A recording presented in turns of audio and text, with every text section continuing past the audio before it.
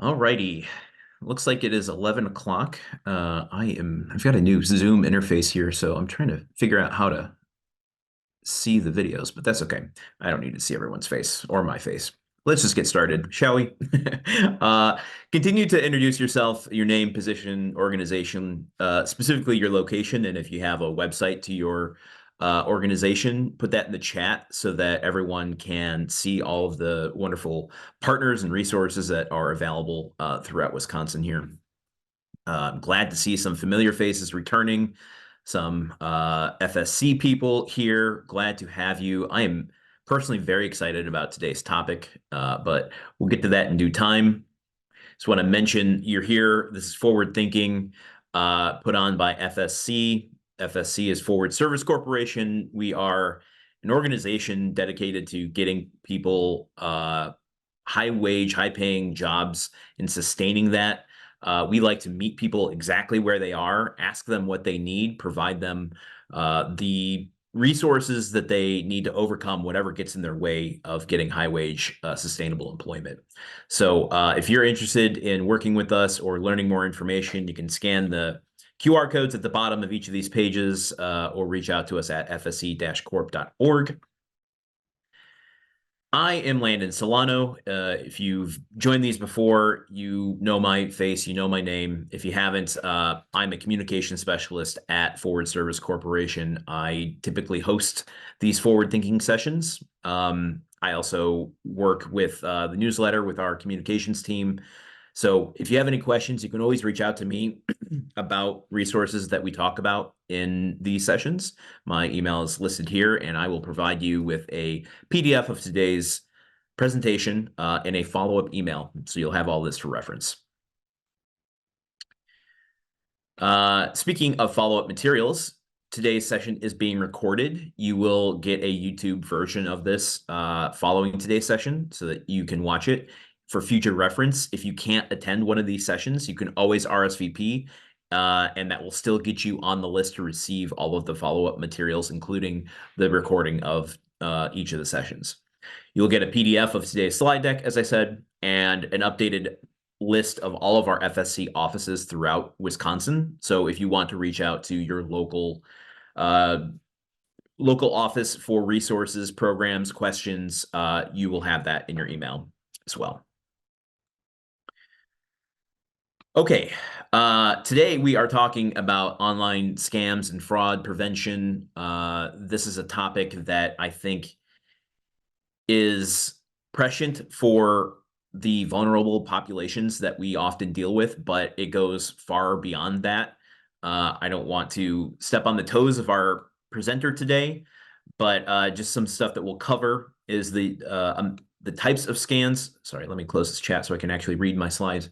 The types of scams that are out there, though I would be surprised if we can be as comprehensive because they are changing all of the time. How you can spot potential dangers and what to do if you've been a victim of fraud. And I'm assuming we'll go far beyond that. If you have any questions, there will be Q&A throughout and at the end. So get ready for that. Going on to, I want to, we did a poll last time for the first time, and I think it was pretty illuminating. So I put a question here together. Have you or someone you know been a victim of online scam? I'm going to launch this poll now. It's just a simple yes or no. Feel free to answer honestly. I will divulge, yes, I have known people and am not sure if I've been a victim of an online scam or not. So that's also an interesting perspective to take. But feel free to answer here. Give you just a few seconds. I mean, the results are pretty overwhelming as I'm looking at them change in real time here.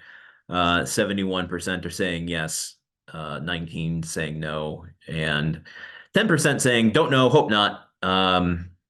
I fall under yes and don't know, hope not. Just a few more seconds if you haven't answered yet.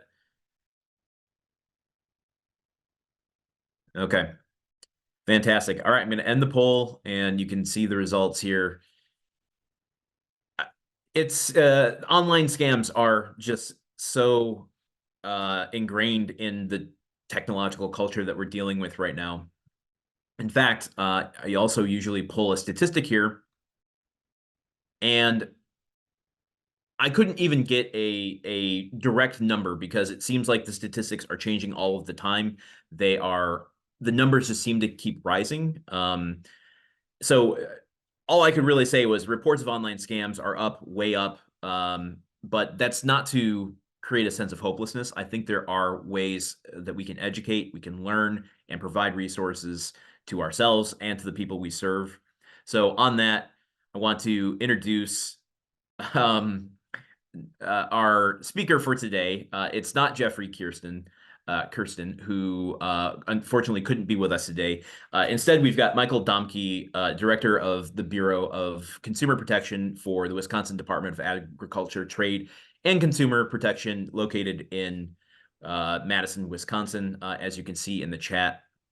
Michael, feel free to take over the screen. I'll stop sharing and introduce yourself further if you'd like to. Thank you for being here today. Absolutely, and apologies to all for the curveball that I threw Landon about 3 minutes ago. He did not know that I was going to be pinch hitting, so we'll make it work though. Absolutely. Let me get started here. So I'm very excited. Quick little bio, because I think it's always interesting to know who is the talking head that you see on your screen. And my name is Michael Domke. I've been with our bureau and the agency as itself for just under 3 years. So enough to be dangerous and certainly enough to pinch hit here on what we're talking about today. Prior to that, I was with our Department of Transportation, regulating the motor vehicle dealer industry for about 10 years. And before that, I was a police officer for about 13 years. So I do my careers in decades. This will be my last one. After this, I ride off into the sunset and call it a career. So I'm very excited to be here. It's a topic that I really love this presentation. It is my favorite. It also is one that we do the most. Last year, we did this presentation about 260, 270 times. And the reason I like it so much is because we keep it very organic. So as we hear new things happening, or even if we see trends coming through, we will update these slides. So the goal and hope is if you were to see this today, if you were to come back next March and see the same presentation, hopefully there'll be some things that will differ. Unfortunately, you will see some of the things that are the same because we see the same scams continuing to be successful, even the most simplest ones. And this isn't in here, but I'm sure we've all heard of phishing before, which is just casting that phone call or that text out there to see what works. And it's really the most simple, basic approach. And it continues to be the most successful way that people are giving up their information and their money. And so while we would think the most archaic general way of approaching a scam would no longer work because we're so well informed, unfortunately, that doesn't seem to be the case. So opportunities like this are really important to bring awareness to all these different scams, kind of how they work. There probably are going to be some in here that you've heard about or that you've seen. And the goal of the presentation is just to share what are the red flags? Like, how does it work? Maybe you're not aware of them. And then also, we always ask, if you have the information, if you can become advocates on our behalf and help share that information. But really, the only way that we're ever going to stop these scams from being successful is if everyone is educated, they understand what to look for, and they don't fall for it. So you had kind of mentioned earlier about the amount of reports that we see in the data. We just updated this presentation. The FTC published their information on how many reports they received, and that was, you'll see 5.4 million. And the top 3 categories were identity theft, imposter scams, and then the credit bureaus, which really makes sense considering how much fluctuation with the programs they've offered, what users have access to. But what we're talking about here is number 2, imposter scams. And the updated, also really important, I think, piece of data is down at the bottom. You'll see $10 billion in fraud losses. Last year, that was 8.4. Prior to that, I think it was just over 7. So the losses are continuing to increase and get higher and higher. And the other point that we look at is who's being targeted. So you'll see here that 44% of the people, the age demographic of the total number of victims who fell or were targeted for scams or fraud, younger people reported losing money more often than the older demographic. And this makes sense to us because this is an area where, I would say raise your hand or explain why you think this might be. But since that's a little bit awkward for us, I'll explain. And that's because the exposure. that younger generation has a much higher exposure to the different platforms and really areas of opportunity for scammers to target them. And so that doesn't mean that, having a profile on 5 different platforms is wrong. It just means that that's 5 opportunities for them to be targeted. Conversely, you'll see that 25% of the demographic fell into the 70 to 79. And that's because they don't have such, a large presence. That being said, the reciprocal applies with the amount of money being lost. So that younger generation on average is losing about 480, but our senior generation is losing 2 to 3 times that amount. And that is because they have the money. It's 2 things. One, the older generation, they have built up, they've had a lifetime to build up that wealth. So a lot of them are in retirement, or maybe some of those investments are cashing in and paying off. But also, the scams that we're seeing sometimes are more targeted towards that demographic are really what I would call those long cons. Those age 20 to 29, we were seeing that 480, that is kind of tossing it out there, seeing what I can get, kind of that smash and grab mentality, versus the older generations. They're willing to spend the time, these criminals are, to invest, to kind of put in that effort, to kind of sink that hook and see how much they can really get out, because they know there may potentially be a bigger payoff at the end. One of the recurring themes you'll hear me talk about is, hey, what's a red flag? And this is something we've had in for a while, but we moved the slide up to the front because there was something that changed recently from the gift card companies.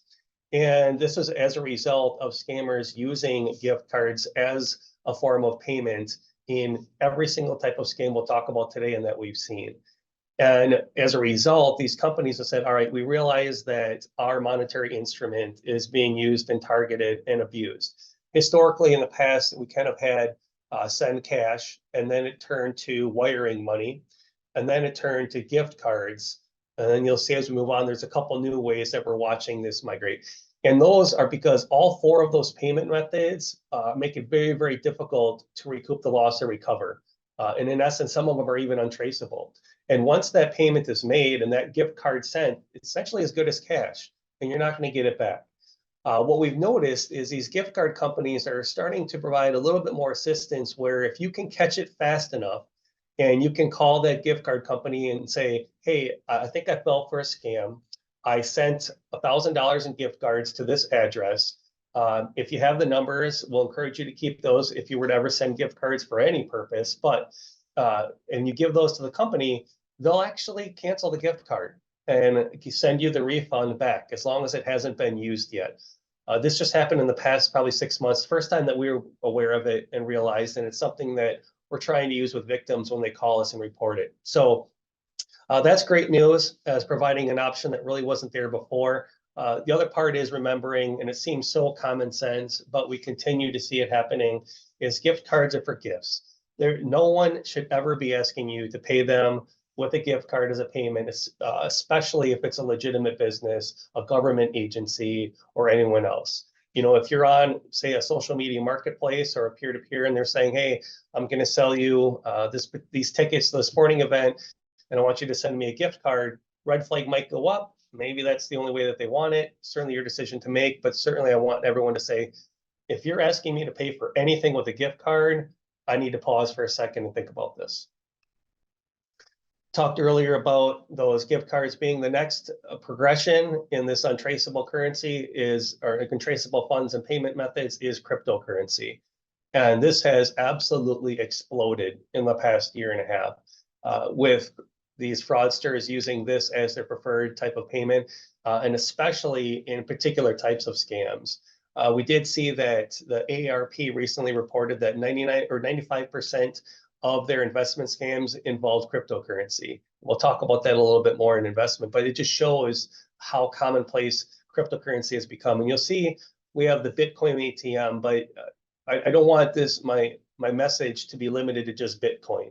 It is any type of cryptocurrency that particular scammer wants you to pay in is being abused. We use Bitcoin because if you haven't already, you start to see some of these Bitcoin ATMs showing up in gas stations, retail establishments, and I'm sure we all know, and I don't want to go into too much of a deep dive on cryptocurrency and the back tracing and the ledger and all those things, but the ATM being located in that neighborhood is making these scams seem more legitimate.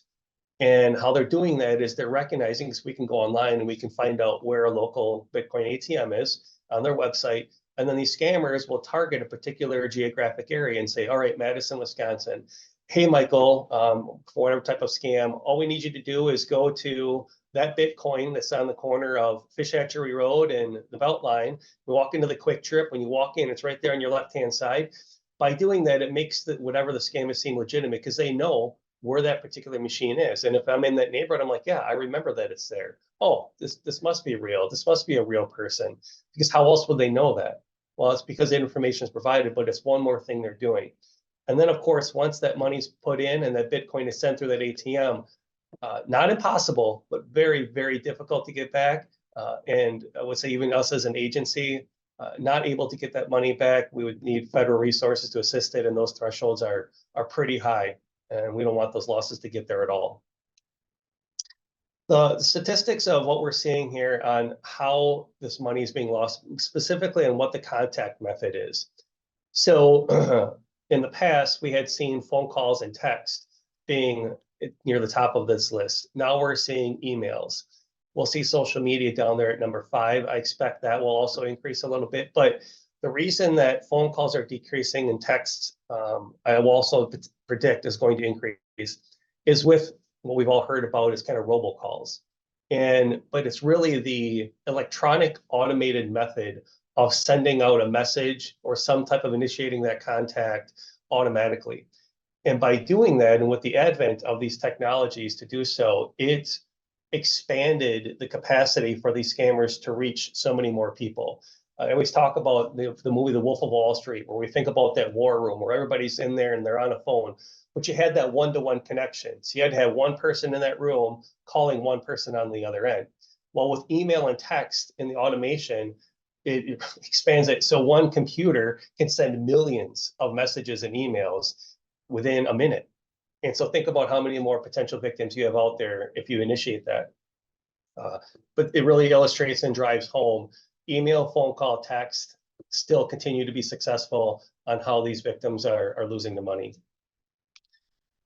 So let's talk about this, really kind of the caller ID and the spoofing. And spoofing is kind of a goofy word, but what it means is it is altering what is displaying on your caller ID.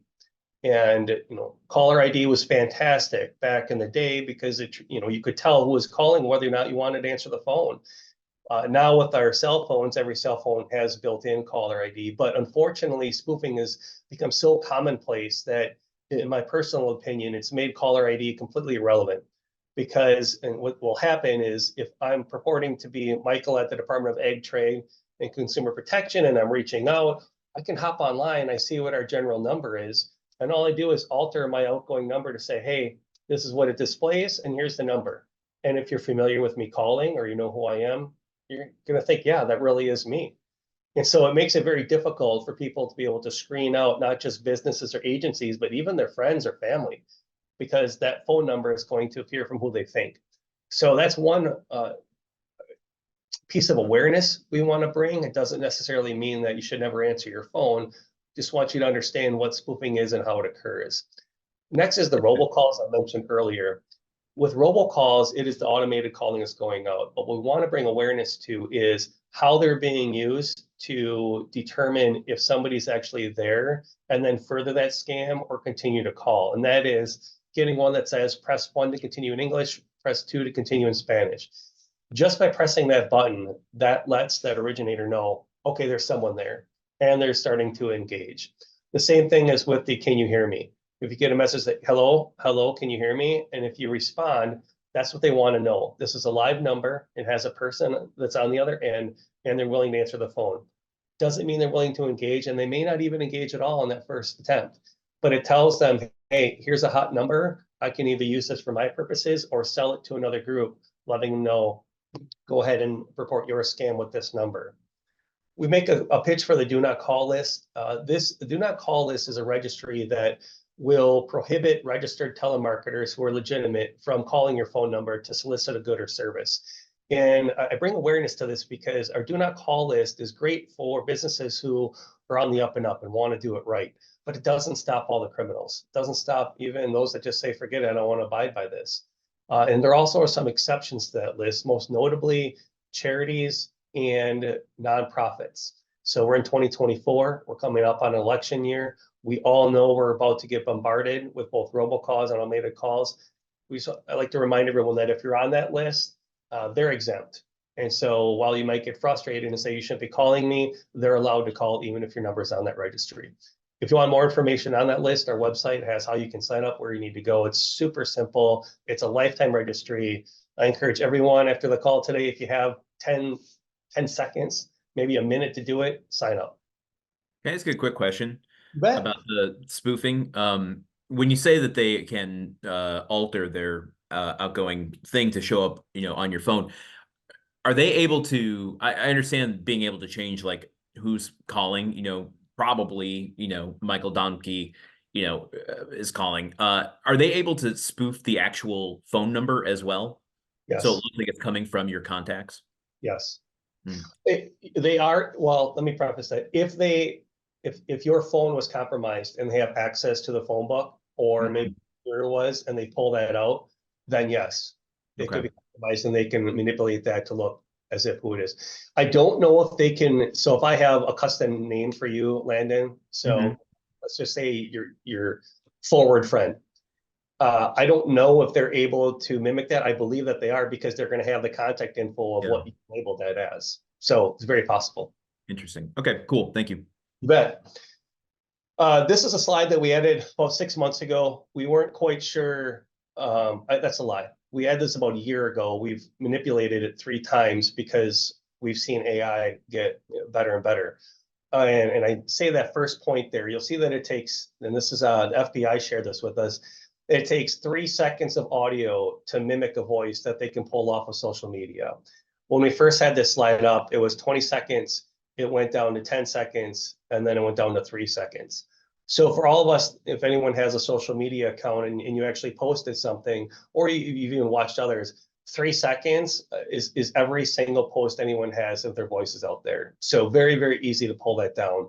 And then what happens is they use those voices to mimic Michael Domke. And so if you were to have a phone that's compromised, to get your contact list, they see that I have a social media profile, they grab my voice. So not only now is my phone number and name showing up on your caller ID, but it's my voice as well, making it very, very difficult. And I'll talk a little bit more about how this is using in other scams, but that's the general area. The other impact of AI on scams is that with both AI and the ability to have these conversations, and I'm really going to say you combine that with quantum computing and the speeds at which it can do so, just the voice, just the chats, having the conversations on any chat app that you had and allowing it to AI to kind of take off. And maybe it's purporting to be somebody who is not a native speaker of whatever language they're trying to communicate in, that would potentially account for, well, that doesn't quite sound or that's not right. Well, it's okay because they may not have it. The reason this is important for me is historically, like the war room I talked about, you had to have somebody sitting there having that chat. And while we still have these, AI is going to create the capacity to be having, 1,000 chats at once and not needing, and one person can have those. Again, creating a wider net of potential victims out there. Same with those emails or text messages back and forth. All those platforms make it more difficult. We always talked about who's really on the other end, and sure, there are still real people to do so, but AI is going to slowly kind of maybe pull that back, but make it more widespread. Very concerning. Let's talk about the, whoops. So in the first slide, we talked about the most successful way as being, text and emails being number one. And what we want to bring attention to is, and you'll hear me again and again, is these are unsolicited, unexpected texts or emails. I don't want everyone to think that, well, I can never trust a link that, Michael sent or Landon sent as part of work. This sounds like it's a doom and gloom where you can't do anything but go out to the woods and never talk to anyone or use electronics again. That isn't the message. It's just bringing awareness of what you might want to pause for a second. And so if you're getting these unexpected texts or emails that have links in them, we don't ever want you to click on a link in those emails. There's very easy ways to verify anything that message tells you, and that is by reversing the flow of information.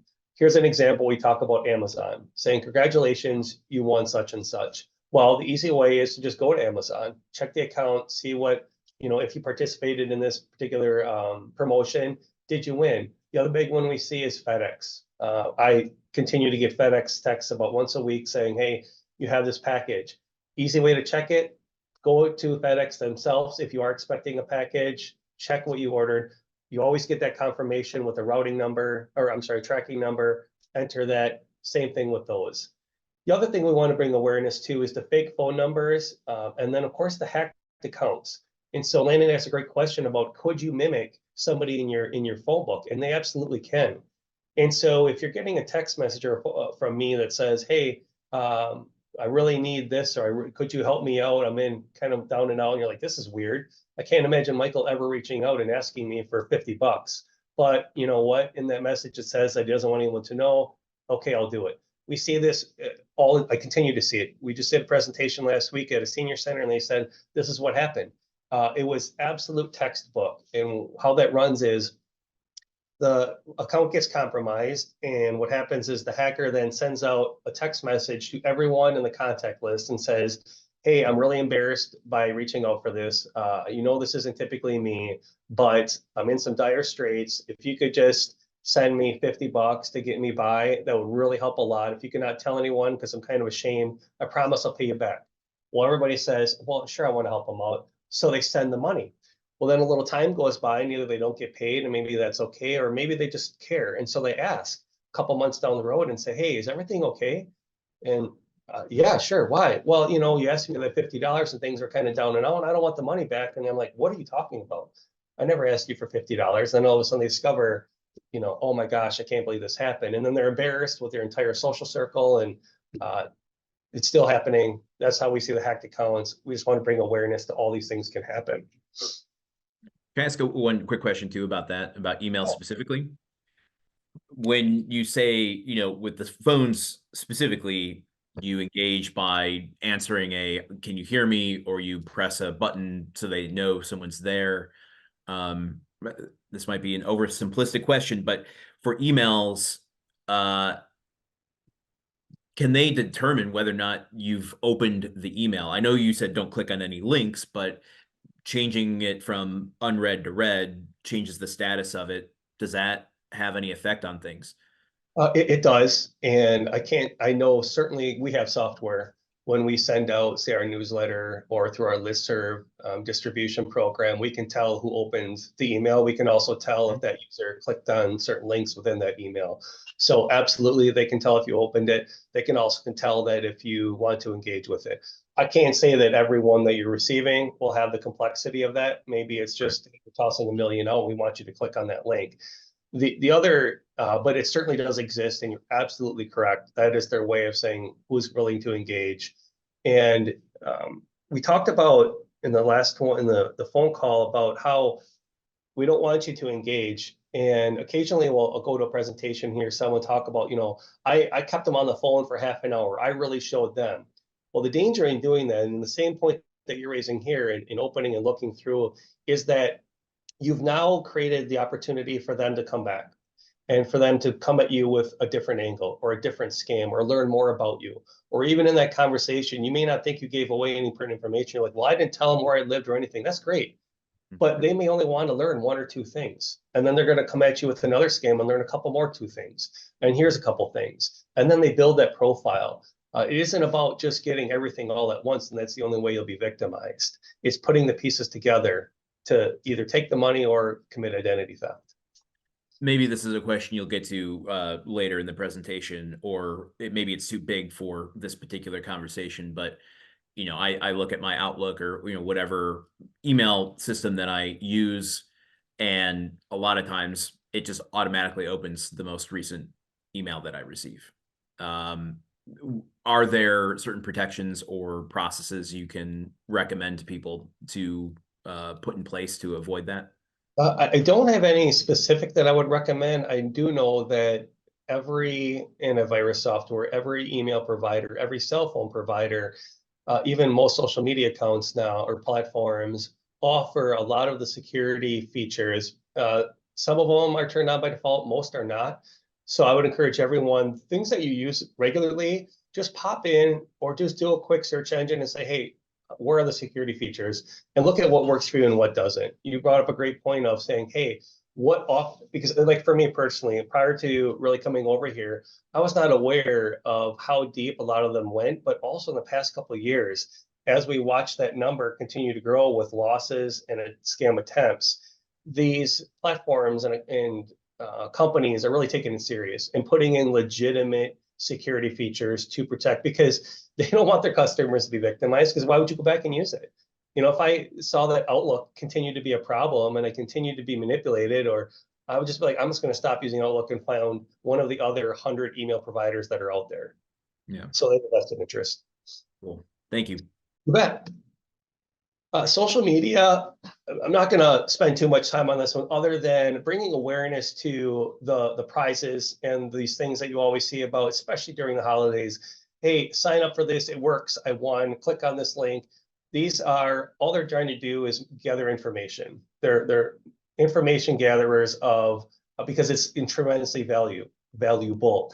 I equate this to back in the day when we used to actually have shopping malls and you would walk through and in the middle you would see the car sitting there and there'd be that glass case and you would put your name in there. And what we didn't realize is what you're doing is you're giving away information, but you're really giving away an open invitation for all these companies to call you and solicit and try and sell you something. These are the exact same thing. Walmart doesn't really need to give away $1,000 to find out who you are. Our information is out there. They can get it if they want to. These are just scammers trying to do so. Government imposter scams. So the general scheme is the same no matter what agency it is. It's just a matter of how they're purporting that scam. And really, it's even the time of year. And I want to make sure I stay on schedule because I'll go off stream here and you guys will be sitting here through till 2 o'clock. So forgive me for breezing through them, but Social Security, this one is where the scammer is calling and saying, hey, there's something to do with your benefits. And then what they want you, the consumer to do is verify the bank account to make sure that that money's still getting there, or they want to verify some type of piece of information and say, hey, we want to make sure you continue to get your benefits. Well, a lot of people's receiving or participating in the program are like, well, yeah, I want to make sure I get my money. And so they're willing to give that and they're acting on impulse because they're not thinking about what's happening. They're thinking about what would happen if I don't continue to receive those funds or get the benefits of that program. And suddenly it's that emotional impulse. And this is, you're going to see me transition into hear that several times about the emotional reaction to what's happening. And that is the point. The point is getting you to stop thinking logically, rationally, but start thinking emotionally about what happens if I don't do what they're asking. It's the same with the IRS. Right now, it's the perfect time. We see the spike every single year, starts around January, ends around May. It's a call saying, hey, you didn't pay your taxes, or you have a delinquency from last year. And if you don't pay right now, we're either going to issue a tax warrant or we're going to start garnishment. So you're thinking, wait a second, I paid, I don't remember, I thought I received a refund, but it creates that pause of, well, what else didn't I do? What am I missing here? And of course, here now, you'll see these demand payments are going to be gift cards, wiring money, or cryptocurrency. Hopefully all of us on here are going to say, I can't imagine the IRS ever asking me for gift cards, but the scams are slick and they're going to actually, that's one of the methods they continue to use. Medicare, this is one that we see two variations on. First is the expiration of benefits. Every October, we have open enrollment. And so it creates that expectation that Medicare participants say, well, it makes sense for them to call because I need to verify that I want to continue to enroll in the programs that I'm in, or maybe I want to change it. In doing so, these scammers say, we're calling on behalf of Medicare. As you open enrollment, you need to verify. Do you want to change anything? Nope, great. Just need to make sure we verify where your benefits are coming to. And of course, then you start giving away the personal information or the bank accounts. The law enforcement one, this is one that really continues to surprise me, but it still is working where law enforcement agency purports to be having a roundup where they'll call the consumer and say, you have a warrant, you didn't pay a ticket for whatever it was, and we're running around the city now picking up all these delinquencies, but if you pay right now, we won't show up at your work or door and take you to jail. And of course, a lot of us say, well, I've never been arrested, so why I don't believe that would happen.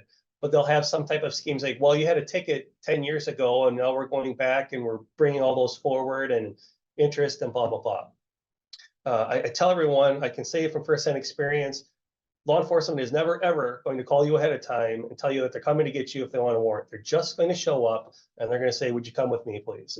The one variation on this one that does get a lot more is jury duty. We're seeing the scammers call and say, you were summoned for jury duty, you didn't show up, you now have a contempt warrant. And so if you don't pay immediately, we're going to show up and do the same thing. Well, it is a little bit more feasible for any of us to say, well, I don't remember getting a notice, but it's possible that, you know what, went in the wrong mailbox. I just threw it away, not paying attention, thought it was something else. I missed jury duty. We know that it's a requirement to show up. Yeah, it's possible that that might be there. Oh my gosh, I have to pay $110. I don't want to be disrupted. I have a very important presentation today. I can't do that. You pay to stop. You don't think about really what's happening. We see that one being successful. And I could see those being particularly impactful for vulnerable populations who might be engaging with Medicare or, other situations. Absolutely. You see the largest age demographic of recipients of Social Security, Medicare, things like that, is that 60 and older. And so they understand that. They also manipulate those scams, especially Medicare, to really be a lot of fraudulent billing. And so they'll say, hey, we want you to participate in this program, or they'll identify who Medicare recipients are and just send particular products to their house and then bill them for it. And if those program participants aren't paying attention to their statement, because they're saying, I haven't been to the doctor, or I haven't been anywhere having testing done, so no point in checking my statement. Well, when in fact they may be billed monthly for something that never even got. So absolutely a targeted vulnerable population. Utility scam. This one is it's been the highest call we've received the past 3 months to our hotline. And how it works is twofold. First and most common is they will call and they will threaten to cut off service saying you have a delinquent balance. And we're sending trucks out. And if you don't pay immediately, then we're going to cut off the service. And it's going to take us about a week and a half to get back out there to turn it on. For us here in Wisconsin, it gets very cold. And so, of course, the immediate reaction is, wait a second, I need electricity, I need the heat, especially for families. They start thinking about the kiddos that are running around. They're like, I can't have the kids sitting here in the cold, especially for a week. And so they'll ask them and say, hey, if you pay us through gift cards, cryptocurrency, we're making it fast and efficient for you. We don't want you to be interrupted. The other spin on that is we're starting to see more of them call and saying, hey, there's an equipment failure, or there's an equipment issue. You were supposed to pay for the equipment upgrade that we put into your property. You didn't do it. Now we want you to send the $150, or we're going to come back and shut it off or replace it. We're seeing utilities replace and upgrade, the meters in the houses regularly. So that would make sense. And they know potentially when they went around. And so they'll call and say, hey, you need to pay for this.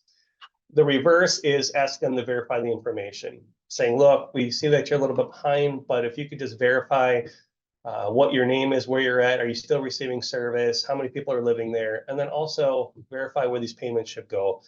The part here of the verify, and we want everyone to remember throughout, is if anyone's asking you especially from a utility or a business or a government entity, if they're asking you to verify any of your information, flip that around and ask them to verify what they have on record. Because any of those agencies or businesses will have that information. If you're receiving the benefits, you already gave it to them. If you're receiving utility, you already gave it to them because they hooked it up so they know where you live. So ask them, say, hey, you tell me what you have and I'll let you know if that's right or wrong. 99% of the time, they're not going to have the information. And the 1%, if they do, we don't need you to verify anyways. Just hang up. And if you think there might be a delinquency, just go to your utility, log into your account and see, and you'll be like, oh, I have a zero balance. And you're all set. Easiest way to not fall for it. And I think I just want to emphasize that's a great thing when we're dealing with people who have utility issues or the people that we serve, and we're having those conversations about what they need. It seems like another thing we can help educate them on and help them to ask the right questions about. I would encourage anyone, if you have a chance, if they receive any of these calls saying, hey, you have some type of interruption or something happened and we need you to pay right now, stop, hang up. stop, hang up, and call the utility company themselves and say, hey, I got a call about this. This is right. Every utility company is painfully aware of these scams going around, and they'll tell you, no, that's not us. We know what's happening here. You're all good on your account. Thanks for not falling for it and calling us. Go to the website, go to the app on your phone, whatever you're trusted, give them a shout directly. Just reverse that flow of communication. Tech support, this is one that, boy, these pop-ups, and I haven't, I guess working for the government for so long, we have a lot of filters, but I haven't actually seen a pop-up in a long time. But to those that don't necessarily have all of these security features or filters in place or a robust IT department to support you, these pop-ups continue to be very successful. And they want you to do one of two things. They want you to call the number that's in the pop-up saying, hey, something's been in your system has been compromised, or your information has been lost to a potential scammer, or they want you to click on a link. And they'll say, hey, click on here that we can get you and we'll take a look. The remote access to the computer is a common way that these scams are working, and they're saying they're with IT support. Now, for those of us that have an IT department, we're remoting in to fix something and manipulate, it makes sense, but I know where it's coming from. I know who it is. I know why they're in there, and I can see what they're doing. The danger in this one here is you have we'll just say, I'm just using a particular company for, we'll say Apple support. So Apple says, hey, we want to log in, we want to look at the screen, we want to do some things. On the front end, they look like what they're doing is working great, but actually on the back end, they're installing the malware or the potential ransomware. And we see that happening a lot, where then all of a sudden they lock down the computer and they say, whatever you have on here, if you don't pay us $500, either we're going to delete everything, we're going to crash it, or we're going to release it, depending on what you have on there. So this one continues to be successful, especially with the redirection of where you think you're going and who you're talking to. On the flip side, another one, the angle is just getting you to sign up for service that doesn't exist. Saying, hey, your antivirus is expired. We want you to renew. It's very, very important. They have this doom and gloom. If you don't do it, this is what will happen. And then they want you to start paying either a real subscription that continues you don't know about, or a one-time payment that doesn't give you any service. The romance scam, this one here, I could spend half an hour talking about. And this one is truly, truly unfortunate, because one of the emotional impact and the true mental harm that the scam does. The second is the amount of money that's being lost. Romance scams is staggering. And that is because this is the one I talked earlier about, trying to do that long con, and we're seeing the senior generation losing the most money to this. And we have some red flags in here that are talking about, all right, wait a second, what should I be looking? Because online dating is absolutely commonplace. It's accepted. It's a social norms. It's how a lot of people meet each other. So that stigma of, oh, I met someone online is gone. The issue or the concerns remain the same. And that is where you meet someone and all of a sudden, very, very early, like, I'm absolutely in love. This is exactly what I've been looking for. You're my life partner. We need to start doing all these things and planning for our future. That red flag is a mainstay. The other one here, refusing to meet face to face. This one here is saying, okay, it was probably a little bit less of a concern before, or less of a red flag, I'll say, as a refuse to meet face to face, because it was, okay, an excuse was, I can't get there because I can't afford a flight. I have some family issues coming up. There's some type of emergency that keeps me here. With the advent of what we're doing right now with video calls or the FaceTime calls or any type of ability for us to communicate visually, to me has made this a giant red flag, because there are so many opportunities for us to do exactly what we're doing, for you to see me and see that I'm real. The one part that still remains a little bit difficult, and why romance scams are tremendously successful and unfortunate, is in the military, because those excuses still are legitimate. If you're on a deployment, you really can't just suddenly drop everything and take a phone call. Or if you had an arranged time, you never know when you're going to call to a mission, you got to go, and you missed that phone call. So it's very feasible for you to go a few months not being able to connect, or at least that excuse seeming somewhat legitimate or causing pause. And how the scam works is, what they want to do is they want to entice you into fixing that major problem, whether it's an emergency or whether it's the airline ticket or whether it's some type of comfort that they need while they're someplace. And that is starting to lay that hook of, all right, send money, send money, send money. And then, of course, in the end, they're not there once they hit that mark. There's one more scam that's really huge in this, but we talk about it in another slide to keep us rolling here. Lottery scams. The Publishers Clearinghouse is still and has been in the top 3 calls that we get on our hotline about a scam, I don't know, for the past 2 years. And not necessarily Publishers Clearinghouse themselves as the true entity, just the scam. And the reason that one continues to be successful is name recognition. Ed McMahon was giving away checks 30, 40 years ago. It doesn't do it anymore, but for those of us that remember Ed McMahon, it still has that recognition of, oh, you know what, this is real. And Publishers Clearinghouse still does really give money away and participate in the sweepstakes. So it kind of dispels that immediate reaction of, wait a second, I don't know who this is a scam, and sinks that hook real quick. The part of the scam where we're seeing it working is they're saying, hey, you won. Congratulations, this is great. You just need to do a couple things. One is, hey, you want a great prize? We just need you to pay to ship it to you. And so you think, I won a refrigerator. It's fantastic. It's a $2,000 refrigerator. What's going to cost you, $300 for us to ship it? You think to yourself, well, $300 for a refrigerator, it's fantastic. And so they pay for that shipping. The other is, if you won money, congratulations, you won $10,000, but Wisconsin Department of Revenue says you got to pay the taxes in order to claim it. So if you just want to send us that $3,000, we'll go ahead and make sure we get that check cut to you. Of course, the reaction always is, well, wait a second, just take it out of whatever I want and send me the difference. And the reasoning is, hey, Wisconsin law doesn't allow you to do that, and they'll have a reasoning for. The key takeaway here is you never, ever in Wisconsin have to pay anything to redeem a prize that you won. Not shipping, not taxes, not fees, nothing. If you want a prize, you want a prize. The other part we encourage everyone is, if all of a sudden somebody reaches out to you and says you won the Publishers Clearinghouse and you've never entered Publishers Clearinghouse, you can't win a prize you didn't enter to win. So while it might be exciting, ask yourself, did I actually enter to win this? And chances are, if you didn't win. Don't buy into it. The grandparent scam, some of these have audio clips and videos if we had a little bit more time, so I'm going to skip through those. But the grandparent scam, we kind of transitioned to the family scam because it still targets the grandparents primarily, but we've seen it branch out and become successful with any family member. So historically, you would see that child or grandchild call a grandparent and say that they've been involved in a crash, they were in a fight, they got arrested, but oftentimes they had a broken nose. And, I would ask anyone, well, why do we think they would have a broken nose? And we're virtual, so I'll give you the answer and not make you wait uncomfortably. The answer is because that's what would explain the voice sounding different, why it would sound nasally, why it would say, wait a second, you don't really sound like Michael. Well, that's because one of these things happened. I've suffered an injury. And what they want to do with that scam is they want to tell you, hey, I need money for whatever particular emergency that I'm in, but I don't want you to tell mom and dad because I'm on spring break.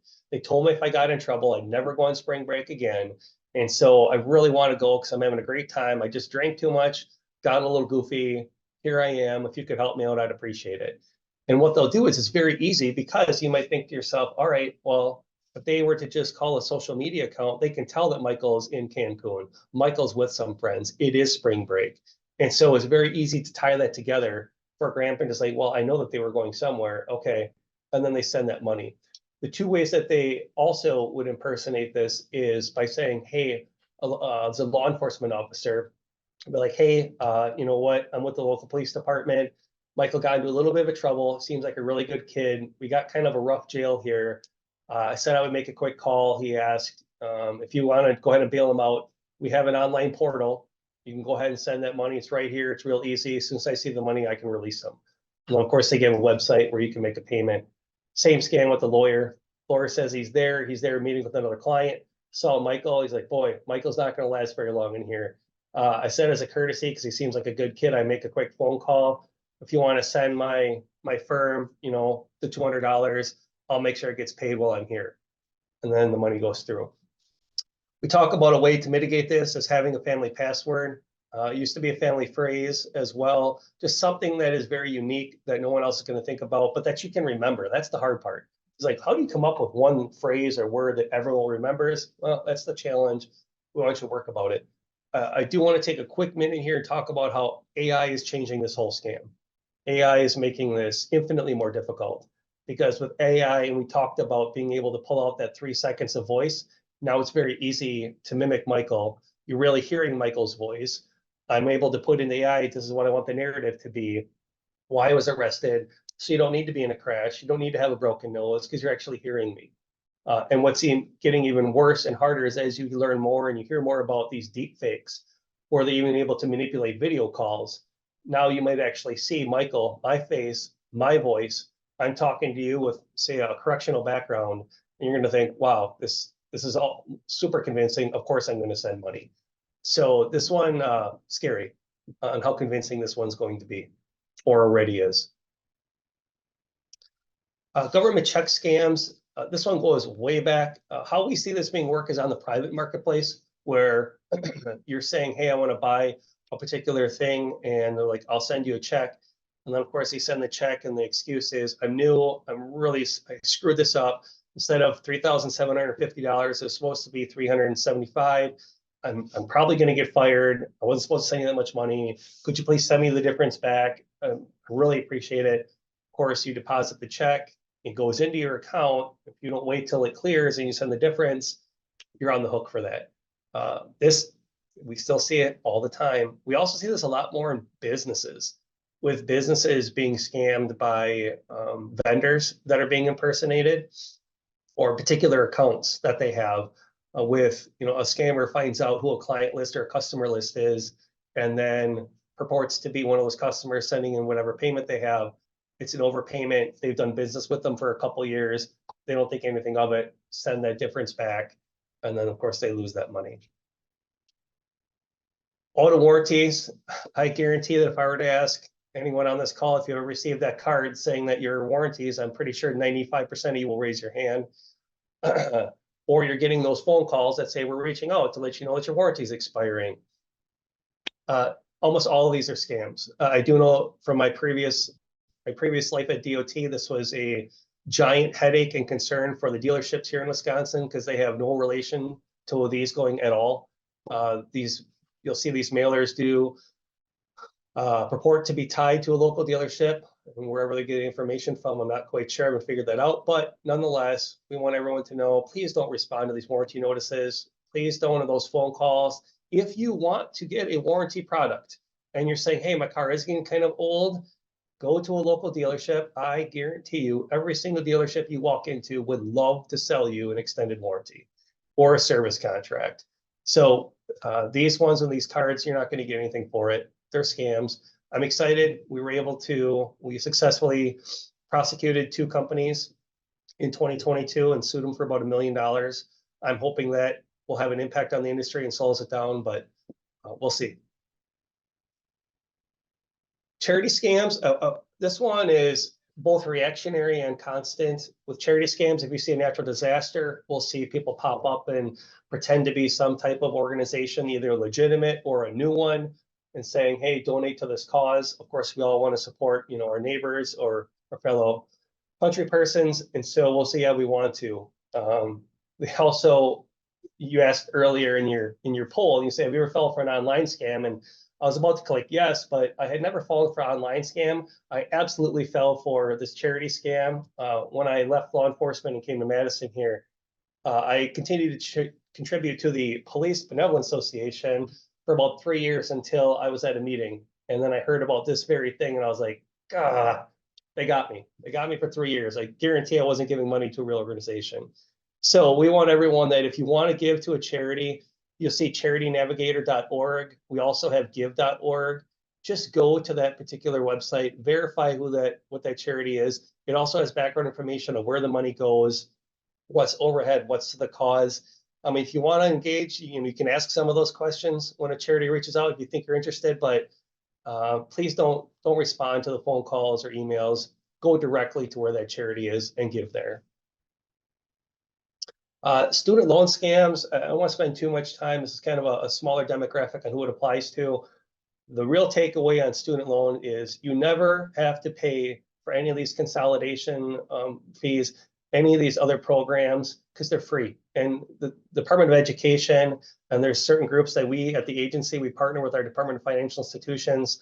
On April 9th, we're having another webinar to advocate for those free services and how you can avoid these student loan scams. Our website has a lot of information on that. Investment scams. I talked about how we create live presentations here. This is a brand new slide. You literally are the first audience to see this slide. And that is because we used to have, we started to see some of these other scams investment scams fall off. But you'll see that the losses to investment scams continues to grow. But what they're doing is they're finding ones that are more and more successful. The pig butchering, for those who aren't aware, and I won't get into the great detail, rather grotesque name, but it does fit exactly what they do. And the pig butchering, I talked earlier in our romance scam, this is the one we're seeing the most. And what it's doing, it's setting that hook. And in the romance scams, they're saying, here's an investment opportunity in cryptocurrency. It's going to allow our relationship to blossom because we're going to get that beach house in Key West within 3 years. And with pig butchering, what happens is they put in that money. And then what will happen in some scenarios, and most scenarios we're seeing, is that scammer will then manipulate either the data that you're seeing or actually put money into legitimate accounts to augment what looks like your actual growth. And so what you're thinking you're making a profit, they're just feeding in to make that account look bigger and bigger. And once they've got you to invest, in some cases, a few $1,000,000, then all of a sudden they cut ties, you never hear from them again. We also talked earlier about 95% of investment scams involve cryptocurrency.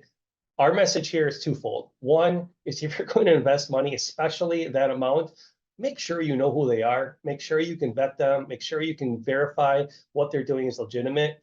And also our partners at the Department of Financial Institutions, specifically the Division of Securities, they have so much literature and they have an entire bureau committed to education and supporting investment awareness. All right.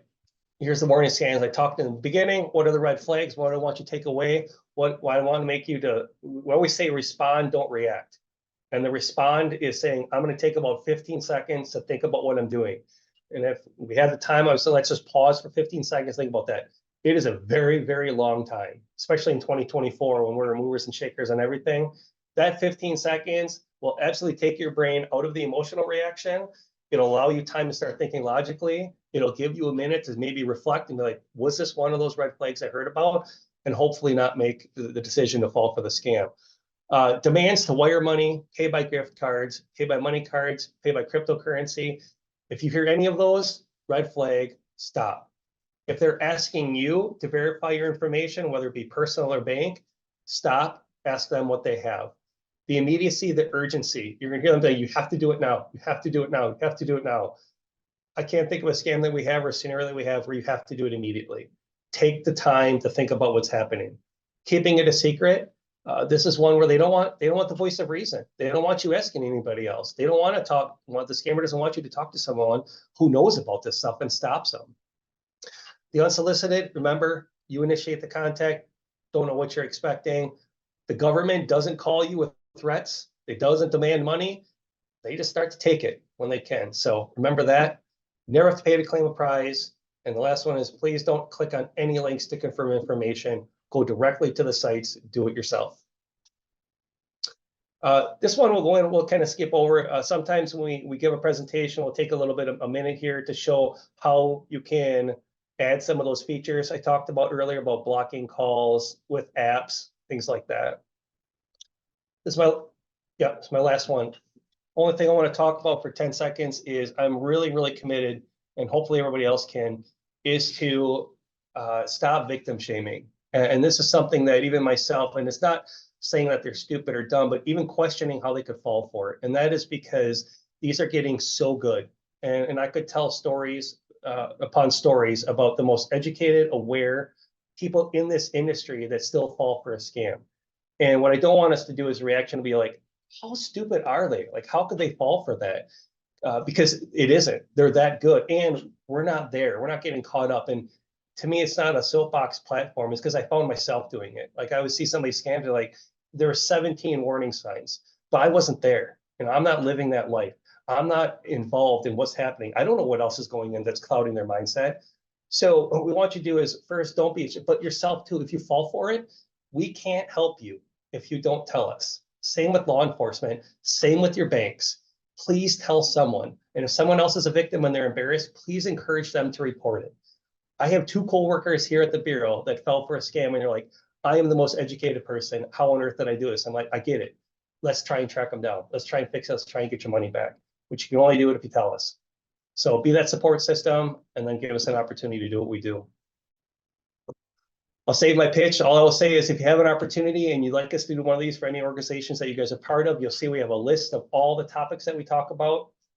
On the left, we have social media accounts. I'm not here garnering followers. All I'm saying is our accounts keep our information fresh. So as we see new trends, as we see things happening, we throw a quick post out to Facebook or any of our accounts and say, hey, just so you know, this is what's going around. We did this a lot when we saw the charity scams with law enforcement and fire departments. We're like, be aware, this is going through Wisconsin, be on alert. So feel free to add us, stay up to date on those.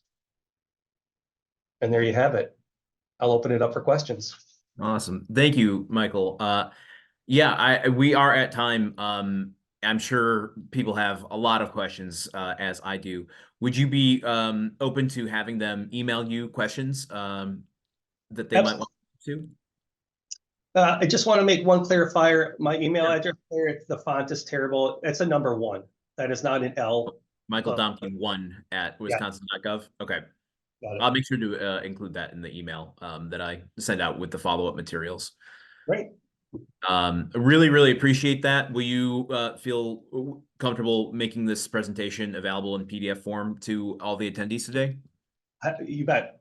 I just send it to you. If you could redistribute, would that be great? Yep, that would be just perfect. I really want to thank you and everyone on the call for being here today. This is great information. Love to have you back to get updates on all of these scams, as I'm sure that they are constantly evolving. And yeah, such a deep topic. So, and very, very important and impactful to people. So I'm glad we could have you here. I hope everyone got some good stuff out of this. I see a lot of thank yous in the chat. So thank you so much, Michael, for coming here on short notice. And please reach out to him, reach out to me with any questions, and we hope to see you next month. Thank you so much, Michael. Thanks for the opportunity. Thanks, everyone. Have a great day. You too.